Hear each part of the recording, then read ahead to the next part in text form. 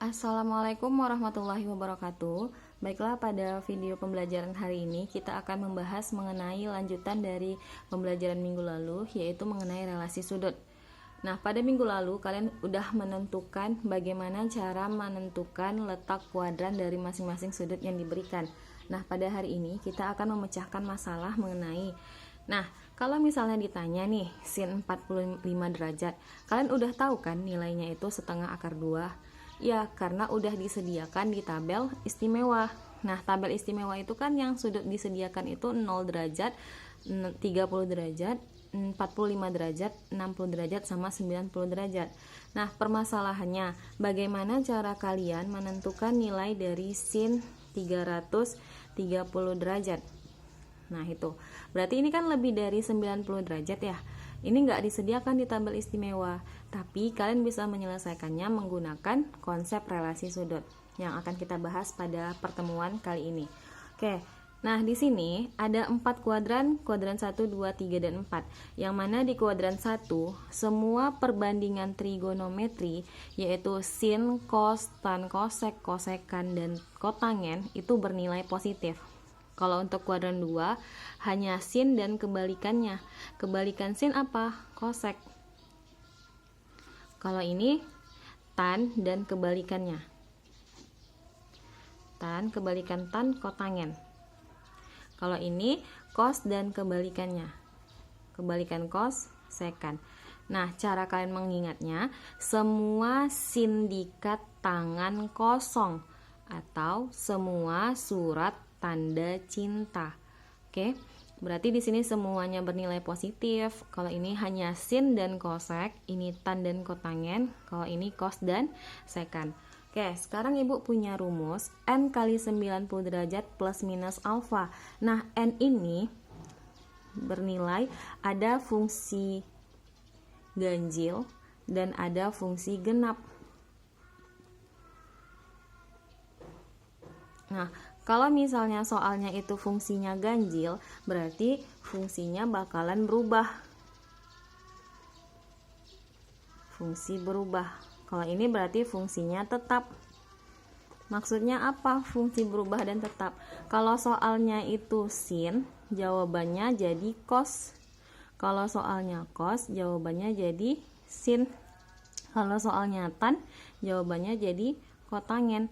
Kalau soalnya sekan, jawabannya jadi kosekan. CSC itu kosekan ya. Kalau jawaban soalnya kosekan, jawabannya jadi sekan. Kalau soalnya kotangen, jawabannya jadi tangen.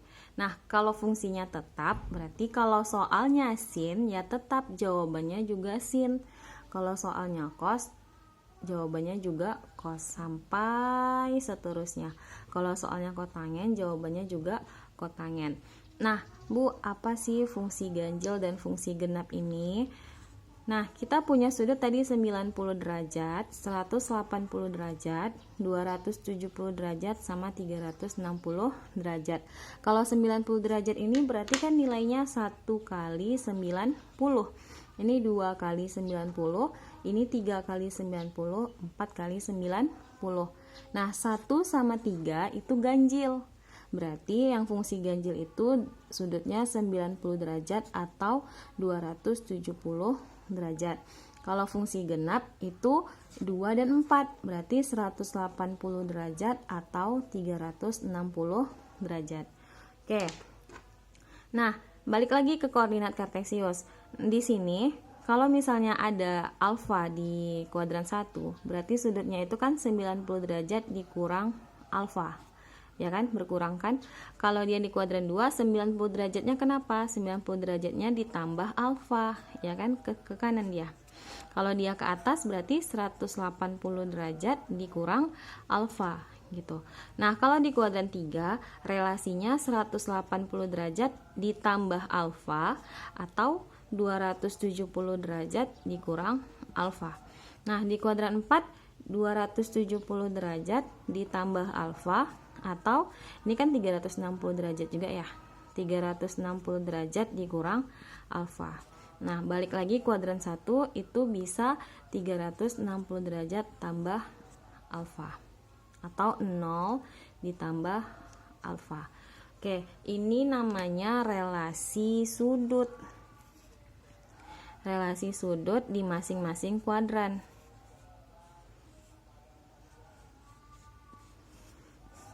Oke, kita jawab contoh soal nih. Tentukan nilai cos 330. Nah, ini sudutnya di atas 90 derajat ya. Sekarang cos 330-nya itu kamu mau pakai fungsi ganjil atau fungsi genap? Oke, kita coba kedua-duanya. 330 ini letaknya di kuadran berapa? Kuadran 4. Kuadran 4 berarti ini, di sini. Relasi yang kalian gunakan ini untuk yang ganjil, ini untuk yang genap. Oke, kita coba dulu ganjil. Berarti cos 270 ditambah berapa supaya 330? Tambah 60 sama dengan, nah karena ganjil, nih ganjil berarti fungsinya berubah. Kalau fungsinya berubah, cos jadi apa? Jadi sin. Sin berapa? Sin 60 derajat. Nah, lihat cos di kuadran 4 positif nggak? Soalnya ya, cos kuadran 4 positif, berarti ya benar, positif. Nah, sin 60 ada di tabel istimewa, berapa nilainya? Setengah akar 3.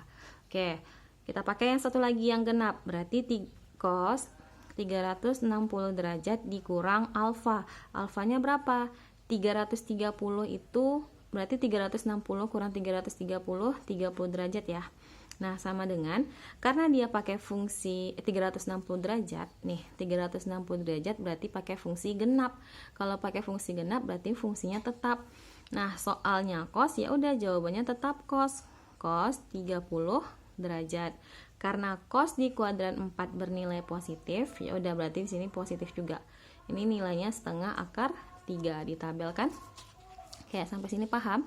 Jadi kalian boleh pakai salah satu fungsi, boleh pakai fungsi ganjil atau fungsi genap.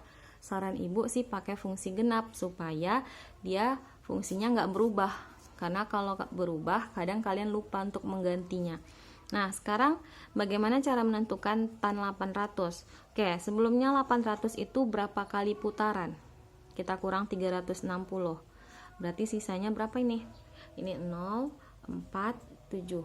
Berarti 7 kurang 4 7 kurang 3 4, berarti 440 dikurang lagi 360, berarti di sini dapatnya 14 kurang 6 80 ya, 80. Ya udah, berarti tan 800 derajat itu nilainya sama dengan tan 80 derajat. Nah, 80 ini udah kurang kan dari 90 derajat. Ya udah berarti jawabannya tan 80 aja. Atau kalau mau kalian relasikan jadinya tan 90 dikurang berapa supaya jadi 80? Dikurang 10 derajat. Berarti sama dengan, karena pakai 90 itu kan ganjil ya. Kalau ganjil berarti tan berubah jadi kotangen. Jadi kotangen 10 derajat. Nah, jadi nilai tan 800 derajat itu sama dengan nilai tan 80 derajat atau sama dengan kotangen 10 derajat. Oke, sampai situ paham?